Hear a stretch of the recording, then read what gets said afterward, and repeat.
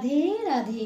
आज हम जानेंगे भीष्म पितामह ने कौन से ऐसे 4 घोर पाप किए जिसके कारण उन्हें बाणों की शैया पर लेटना पड़ा। तो चलिए प्रारंभ करते हैं। कुछ विद्वान मानते हैं कि भीष्म पितामह को महाभारत का खलनायक माना जाना चाहिए। भीष्म पितामह ने अम्बा, अंबिका और अम्बालिका की भावनाओं को कुचलकर जो कार्य किया वह अमानवीय था। भीष्म पितामह ने ऐसे कई अपराध किए जो किसी भी तरह से धर्म द्वारा उचित नहीं थे।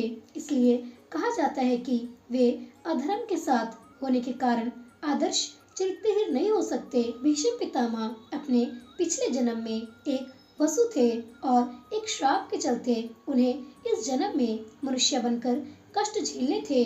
8 वसु भाइयों में से एक ध्रुव नामक वसु ने एक बार ऋषि वशिष्ठ के कामधेनु गाय का हरण कर लिया। इससे वशिष्ठ ऋषि ने ध्रुव से कहा कि ऐसा काम तो मनुष्य ही करते हैं, इसलिए तुम 8 वसु मनुष्य हो जाओ। यह सुनकर वसुओं ने घबराकर वशिष्ठ जी से प्रार्थना की तो उन्होंने कहा कि अन्य वसु तो वर्ष का अंत होने पर मेरे श्राप से छुटकारा पा जाएंगे, लेकिन इस ध्रुव को अपनी करने का फल भोगने के लिए एक जन्म तक मनुष्य बनकर पीड़ा भोगनी होगी। यही ध्रुव बाद में गंगा जी की कोख से देवव्रत के रूप में जन्मे। यही देवव्रत आगे चलकर पितामह भीष्म कहलाए। शांतनु सत्यवती के रूप में सौंदर्य से मुग्ध होकर उससे प्यार करने लगे थे और वे उससे विवाह करना चाहते थे, लेकिन सत्यवती ने उनके समक्ष एक ऐसी शर्त रख दी थी कि जिसे वे पूरी नहीं कर सकते थे। इसके कारण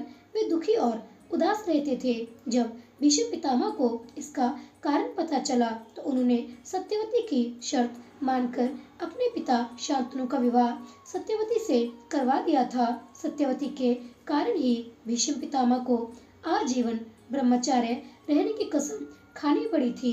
कसम खाने के बाद उन्होंने हस्तिनापुर की गद्दी पर कुरुवंश का शासन बरकरार रखने के लिए कई तरह के अपराध किए थे, जिनमें से पहला अपराध है सत्यवती के कहने पर ही भीष्म पितामह ने काशी नरेश की 3 पुत्रियां अम्बा, अम्बालिका और अंबिका का अपहरण किया था। बाद में अम्बा को छोड़कर सत्यवती के पुत्र विचित्रवीर्य से अम्बालिका और अंबिका का विवाह करा दिया था। दूसरा अपराध है गांधारी और उनके पिता सुबल की इच्छा के विरुद्ध भीष्म पितामह ने धृतराष्ट्र का विवाह गांधारी से करवाया था। माना जाता है कि इसीलिए गांधारी ने भी अपनी आंखों पर पट्टी बांध ली थी। आखिर अंत में गांधारी को दवाग्नि में जलकर खुद के प्राणों का अंत करना पड़ा था। भीष्म पितामह का तीसरा अपराध है बड़ी सभा में जब द्रौपदी को निर्वस्त्र किया जा रहा था तो भीष्म पितामह चुप बैठे थे। भीष्म पितामह ने जानते बूझते दुर्योधन और शकुनी के अनैतिक और छलपूर्ण खेल को चलने दिया। शरशैया पर भीष्म पितामह जब मृत्यु का सामना कर रहे थे तब भीष्म पितामह ने द्रौपदी से इसके लिए क्षमा भी मांगी थी। उनका चौथा अपराध जब कौरवों की सेना जीत रही थी, ऐसे में भीष्म पितामह ने ऐन वक्त पर पांडवों को अपनी मृत्यु का राज बतलाकर कौरवों के साथ धोखा किया था। भीष्म पितामह ने शरशैया पर लेटे हुए श्री कृष्ण जी से पूछा कि हे मधुसूदन, मेरे ये कौन से कर्मों का फल है जो मुझे बाणों की शैया मिली। तब श्री कृष्ण जी ने कहा, पितामह, आप अपने पिछले 101वें जन्म में एक राजकुमार थे। तब आप एक दिन शिकार पर निकले थे। उस वक्त एक करकैटा एक वृक्ष के नीचे गिरकर आपके घोड़े के अग्रभाग पर बैठा था। तब आपने अपने बाण से उसे उठाकर पीठ के पीछे फेंक दिया। उस समय वह बिरिया के पेड़ पर जाकर गिरा और बिरिया के कांटे उसकी पीठ में धंस गए। करकैटा जितना निकलने की कोशिश करता उतना ही कांटे उसकी पीठ में चुभ जाते और इस प्रकार करकैटा 18 दिन जीवित रहा और यही ईश्वर से प्रार्थना करता रहा, हे युवराज, जिस तरह मैं तड़प तड़प कर मृत्यु को प्राप्त हो रहा हूँ, ठीक इसी प्रकार तुम भी होना।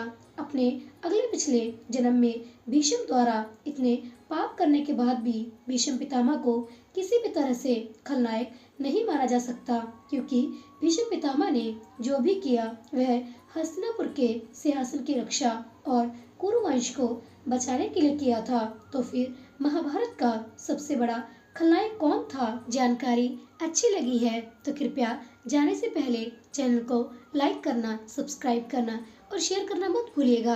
आपका बहुत धन्यवाद होगा। मिलते हैं अगली जानकारी के साथ। तब तक के लिए आप सभी को मेरी तरफ से राधे राधे।